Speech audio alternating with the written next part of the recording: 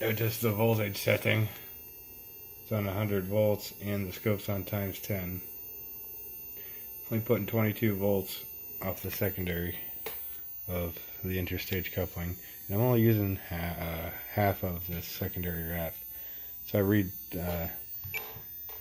voltage on the, oh, that's on the coil, 2 volts AC. I am seeing a DC voltage accumulate, -10, because the leads are backwards. Not sure what that means, but 2 volts AC. We're getting, well, hold on, we're getting the step charge. I'm using this as my toroid. Just a little shared inductor core, anyway, and then some other secrets that may be revealed at a later time.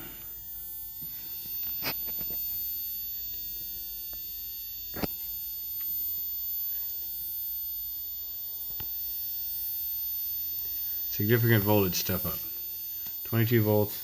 Each one of those divisions is 100 volts. So we're spanning 1, 2, 3, 4, 5, almost 5. Off of 22 volts input. Huh. Interesting.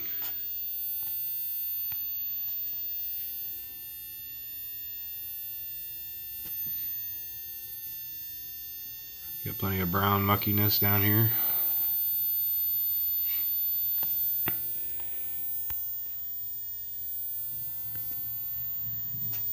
God damn it. The zoom never works in this camera.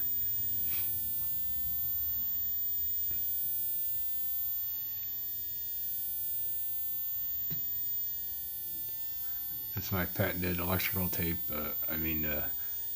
magic tape spacing.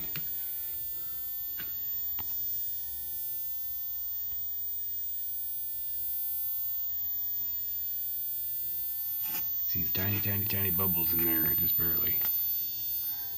Get this damn wire out of the way.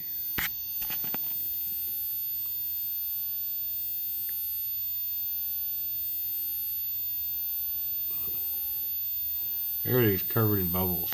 Doesn't seem to be related to the electrodes. I mean, yeah, there's a ring around there of bubbles that you can just barely see. And they are coming up out of there. The electrical tape is blocking it some, so I pick it up. There's a good bit of flow. Hey, look at that. It came in really well on the camera.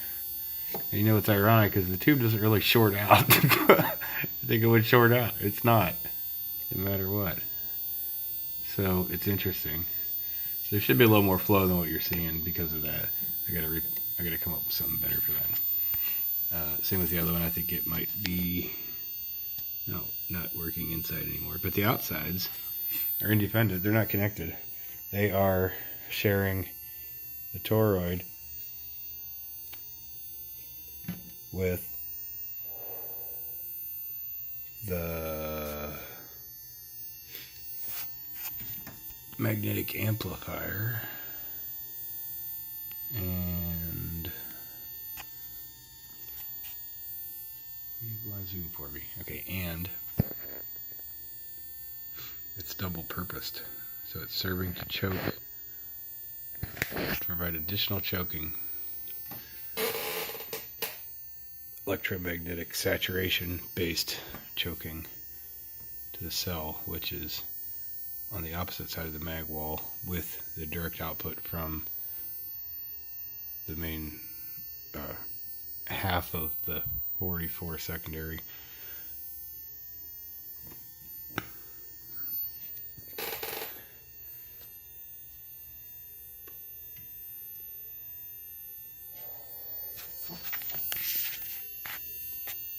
I swear my head's gonna explode listening to this squealing. Can't take it anymore. I'm gonna have to put it in a vacuum jar. I used to have the speaker hooked up so I could hear what the tones were and when they were mixing. But I don't even need it anymore with this damn toroid.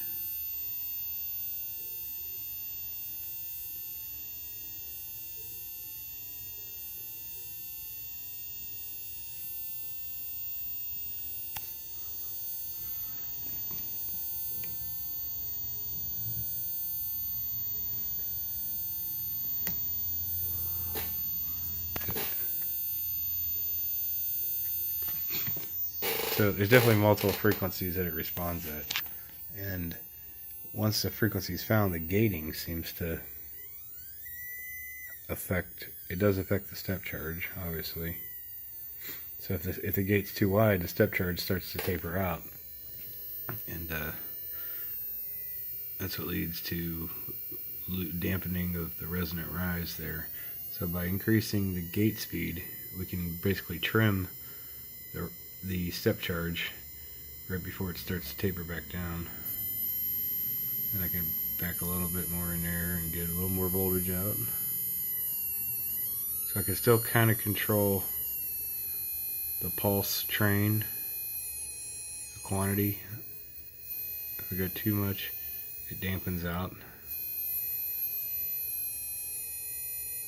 So I can get it right about what sounds to me like a harmonic of the incident frequency, just judging by the ear-piercing notes slightly out of tune. And that's when we see probably the most significant amount of activity yet.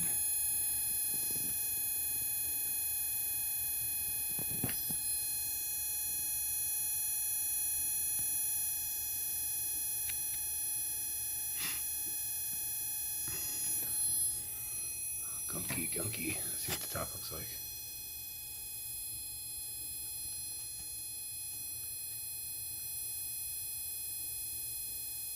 Very disgusting looking. It's cleaning all the impurities out of the water. 304 for the tubes, but there's a hose clamp. There's some copper wire. At least I used a nylon clamp there. So you can see that appears to be giving off the bubbles. That copper down there.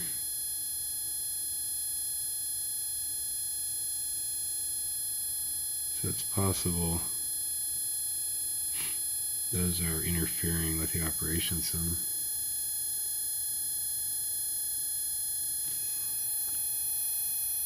It's hard to say. There's a net DC voltage that builds up on this cell. And even though I'm using 2 and it's split in the center, and I have an inductive choke, a magnetically influenced inductive choke, in series with the cell, which does seem to help a little bit of the choking. So it helps with the voltage rise on the signal. And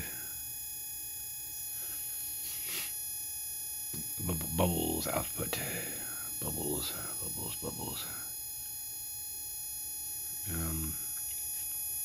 So I don't know. I got it's the looks like it's the copper coming off of the copper there. I don't know if you can make that out or not. Doesn't seem to be any coming off of the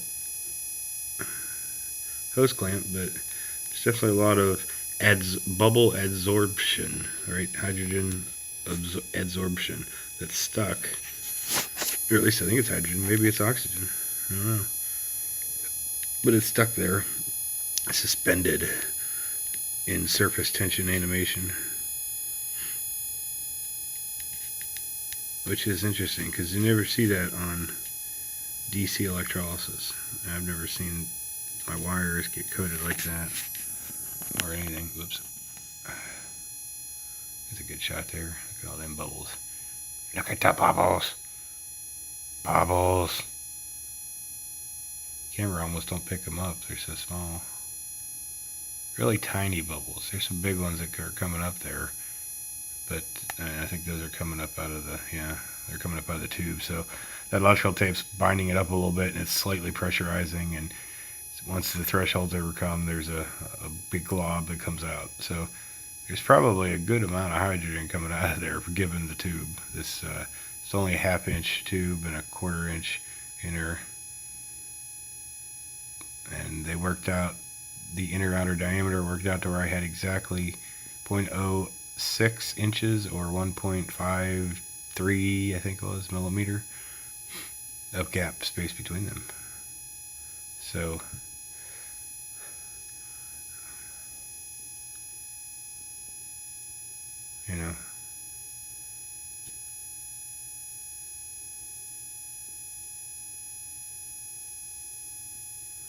It's starting to condition itself a little better. The longer it runs, it seems like the more it does output.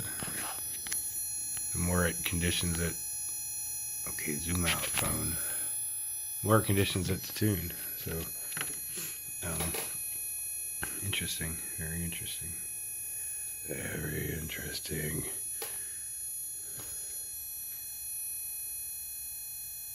Yep.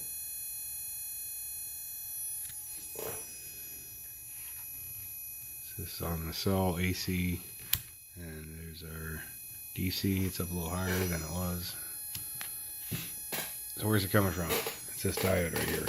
This is isolated. It's magnetically isolated from the, let's just say, DC power supply that's over there. And if I take it off, I take the diode out, and we just run AC. Look what happens to our wave. It doesn't diminish. We still get a step charge. It has tapered just a little more, so there is a little bit of reflection coming from that diode that's increasing voltage. Whoops, that's increasing voltage gain. I can't turn the scope down anymore. So if I slightly tune it, which one is it? If I slightly tune the gate, I can cut it off again where it needs to be. Let's see what that looks. So it's only 4 pulses there, but in AC now, what do we see? You certainly see an AC voltage here. Whoa. And then there's no DC voltage now. So we took the diode out.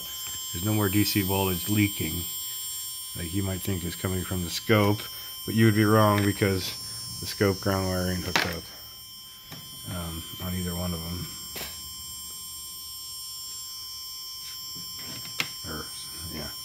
Anyway. So AC to the cell. There is some activity. Not very much. But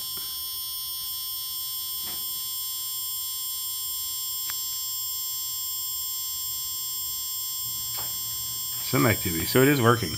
So there's there's obviously a rise happening, and there's a DC state that exists, at least temporarily, without the diode. Now switching the diode backwards, wave's not affected. It's dampened just a little bit, but doesn't change the output. Now we're going to look at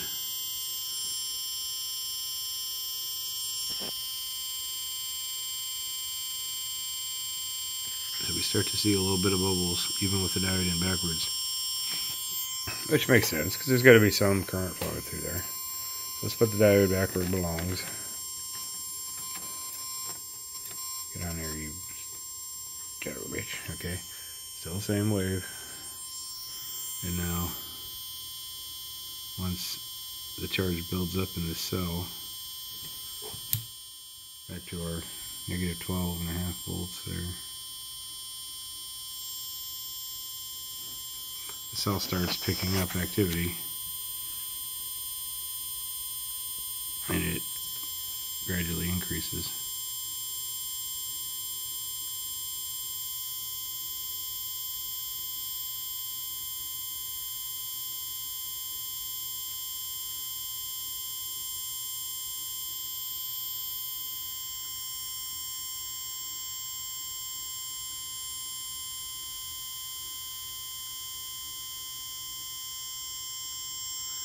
Alright, that's enough of that noise. God damn it.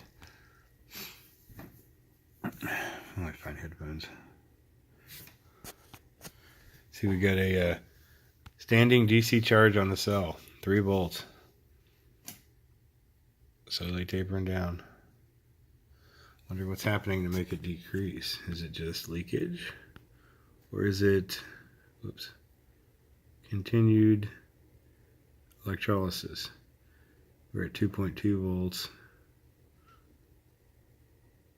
I don't know if that's still stuff rising or new stuff coming.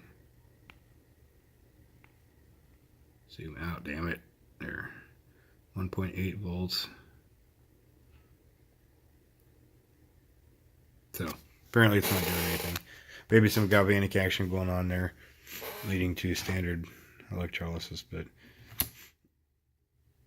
No AC voltage, no DC voltage, or the DC stored voltage. Millivolts is off the scale. We get a resistance reading of the cell. It does not want to give me a reading of the cell. We can get a diode reading. How about, not that.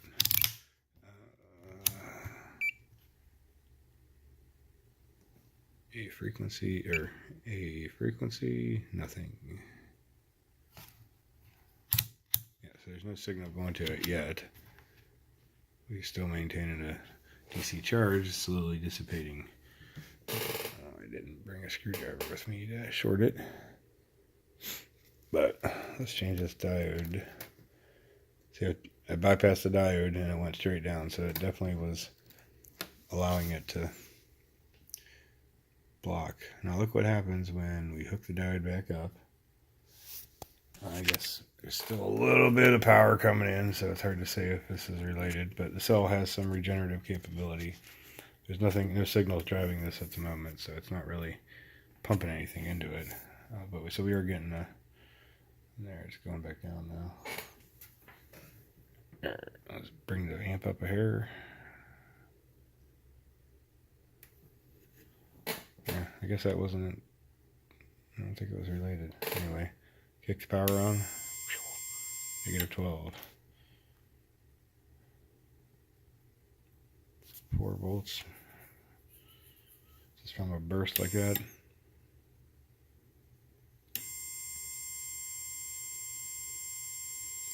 Leave it on for a good while.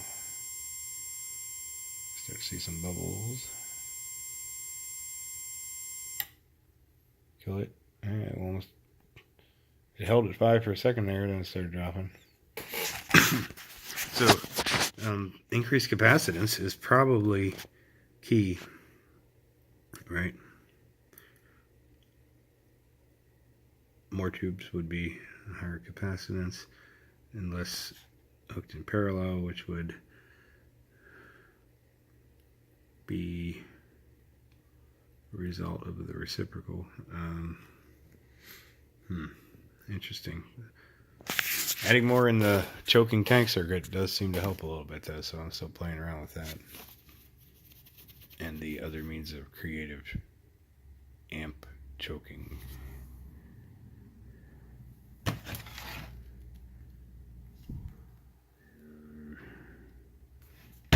So, check this out. Ooh.